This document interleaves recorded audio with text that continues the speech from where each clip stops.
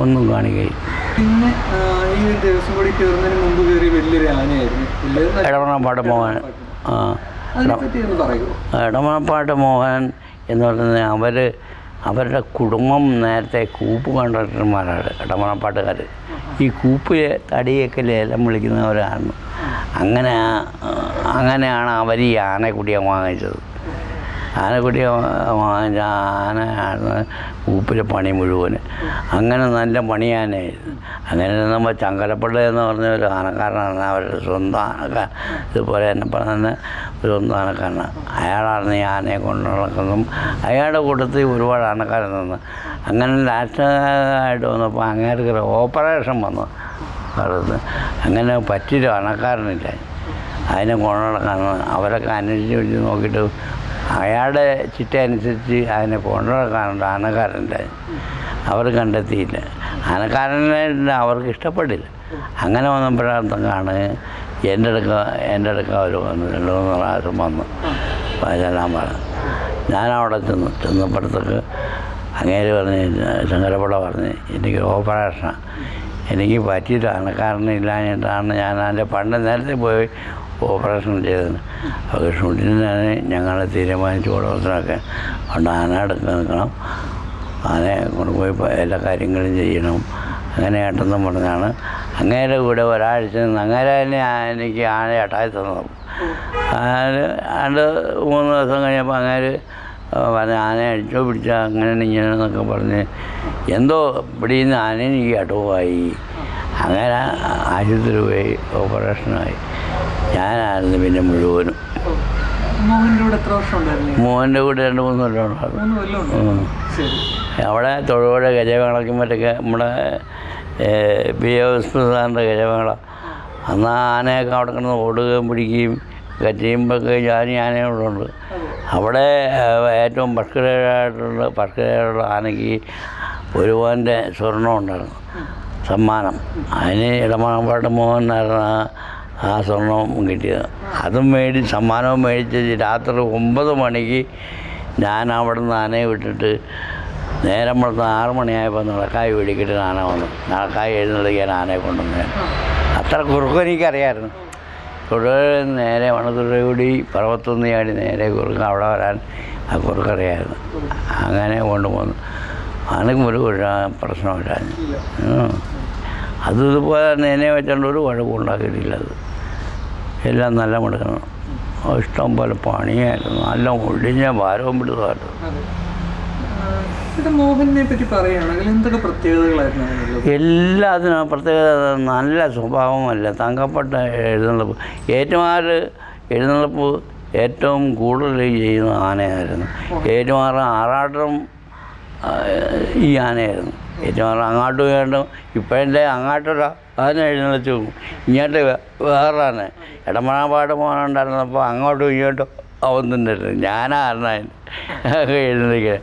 രാവിലെ 11:30 എഴുന്നള്ളിച്ചാൽ 4:30-5 മണിയാകും അമ്പലത്തിൽ നിന്ന് വെളിയിറങ്ങാൻ.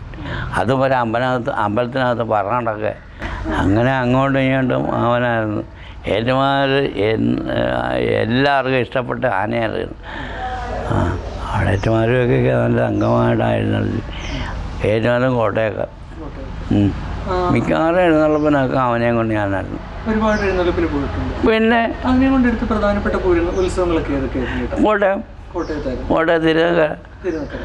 പിന്നെ ഇവിടെ പിന്നെ കിടങ്ങൂർ. പിന്നെ ഇവിടെ പോയിട്ട് അതിൻ്റെ സ്വന്തം അമ്പലം, അവരുടെ ഒരു അവകാശപ്പെട്ട അമ്പലമാണ് നമ്മുടെ അമ്പലത്തിന് പേര് മാറി. അവിടെ എവിടെ ഉത്സവം നടന്നാലും എന്തായാലും ശരി ആന അവിടെ കൊടിയേറ്റിന് വന്നിരിക്കണം. അവരെ നിർബന്ധമുള്ളതാണ് അമ്പലമായി. പുലിയന്നൂർ അമ്പലം.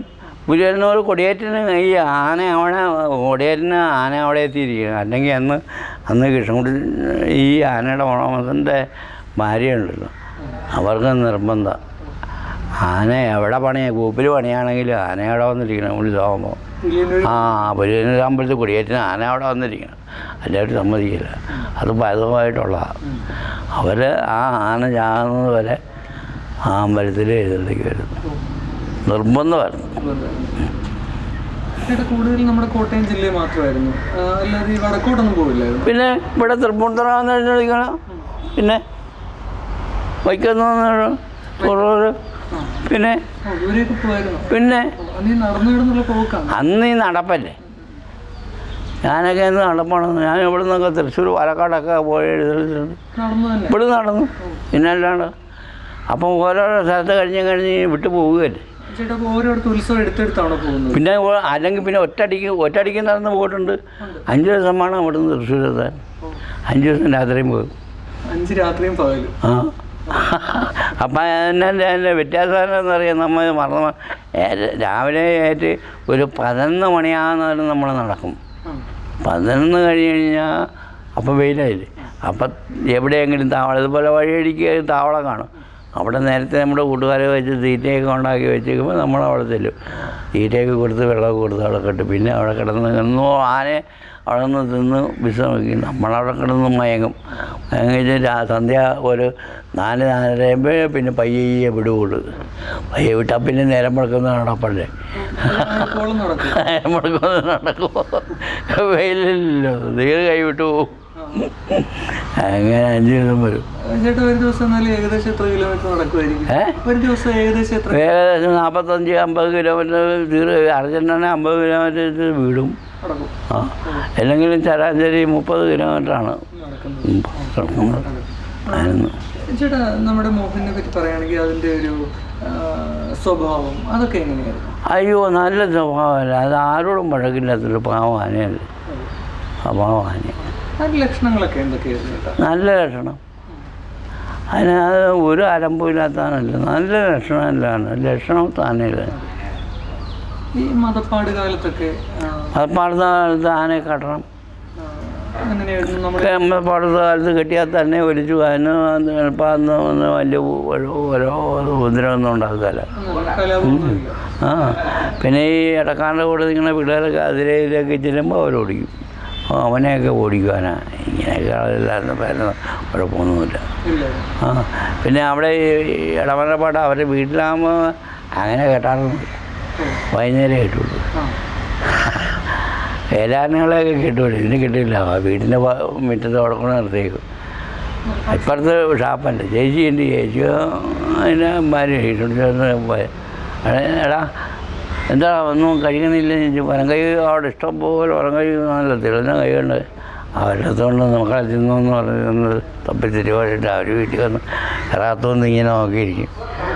അവനവിടെ തിന്നു. വരുമ്പോൾ അവനിട്ട് കൊടുക്കും. അവനെ പിണക്കൊന്നും അങ്ങനെയില്ല. വൈകുന്നേരം ആകുമ്പം ഞങ്ങൾ 4-4:30 ആകുമ്പം എന്നെ വിളിക്കും. ചൂട് ആന വെള്ളം കൊടുത്ത് കിടക്കാം, നിങ്ങൾക്ക് വല്ലയിടത്തും കിടക്കണ്ടേ. അങ്ങനെ വെള്ളം കൊടുത്ത് കൊണ്ടുവന്ന് അപ്പുറത്ത് തന്നെ തൊട്ടടുത്ത് തന്നെ ആന കെട്ടണം. പിന്നെ തറയുണ്ട്. അവിടെ കിടന്ന് ആന ഞങ്ങൾ അടുത്തൊന്നും കൊടുത്തിരിഞ്ഞു വന്നു ആന കൈയിട്ട് കൊടുക്കും. എന്നല്ല അങ്ങനെ വഴക്കൊക്കണം. പകൽ കേട്ടൊന്നുമില്ല. വീട്ടിലവിടെ നിന്നു അത് എങ്ങും പോയില്ല. പഴക ഇട്ട് കൊടുക്കുന്നത് അവിടെ ഇട്ട് കാണുന്നുള്ളൂ. അല്ലാതെ ഒരു അലമ്പുമില്ല. മതപ്പാട് സമയത്ത് ആനയെ കെട്ടണം. ആ മതപ്പാട് സമയത്ത് സ്വഭേദമില്ലാത്ത സമയമല്ലേ. ആ സമയത്ത് കെട്ടും. ആ കെട്ടി ഒലിച്ച് തീരുന്നവരെ അവിടെ കിടക്കും. മരുന്നും ചോറും ഒക്കെ. ചോറൊക്കെ പിന്നെ കൊടുക്കാൻ പറ്റുമെങ്കിൽ കൊടുക്കുക, അല്ലെങ്കിൽ പൊതി ഇട്ട് കിട്ടും. പൊതി അങ്ങനെ പണിയില്ല. ഈ ചോറ് കൊടുക്കാൻ പറ്റിയില്ലെങ്കിൽ നമ്മൾ പൊതി കിട്ടും. വില പാട്ടി അങ്ങനെ കൊടുത്താൽ അടുത്ത് തിന്നാൻ പറ്റിയ 5 ലിറ്റർ മതി ഉണ്ടെങ്കിൽ ആണെങ്കിൽ നല്ല ഇല അതുപോലെ വാട്ടി അതുപോലെ വഴങ്ങാനായിട്ട് കെട്ടി അങ്ങോട്ട് കൊടുക്കുക. ആ ഒറ്റപ്പൊതിയല്ല, പല പൊതിയല്ല. ഒറ്റപ്പൊതിയാ പൊട്ടിപ്പോയില്ലേ. പൊട്ടാത്ത രീതിക്ക് കെട്ടി അങ്ങോട്ട് എടുത്താൽ നല്ലതെന്നുള്ളൂ. ചില അത് ഈ നീര് മൂർച്ചയാണ് കാലത്തുണ്ട്. ഇല്ലെങ്കിൽ ചോറ് വേണ്ടേ. അത് ഈ പ്രാന്തന്മാരോട് നമ്മൾ എന്തൊക്കെ പറഞ്ഞ് പഠിപ്പിക്കണം എന്ന് പറഞ്ഞാൽ അങ്ങനെ ചോറൊന്നും വേണ്ടേ, അല്ലെ വെള്ളം കുടിക്കണ്ടേ. അവിടെ ഇരിക്കും ചോറ് തരാമെന്ന്. അതാണ് ആനയുടെ പറയണ പഴയ രീതി. ഇങ്ങോട്ടിരിക്കുകയെന്ന് പറഞ്ഞാൽ പറപ്പിക്കും.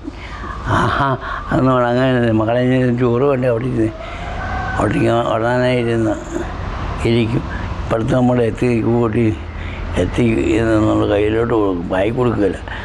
എന്നാ തിന്നൊന്ന് പറയും, കൈ നീട്ടുന്ന പറയാം, കൈ നീട്ടും, കയ്യിലോട്ട് വെച്ച് കൊടുക്കും, അതുപോലോട്ട് അങ്ങനെ കൊടുക്കും.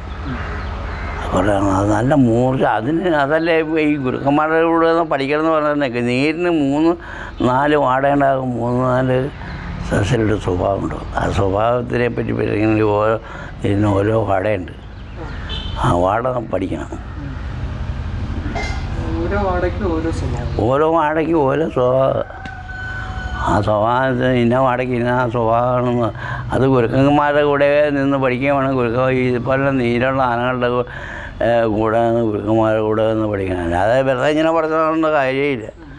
ആ വാട കിട്ടുമ്പോൾ ചില നല്ല പൂമ്പഴത്തിനും വാട ഉണ്ടാവും. നല്ല നീര് കാലം കഴിയുമ്പോൾ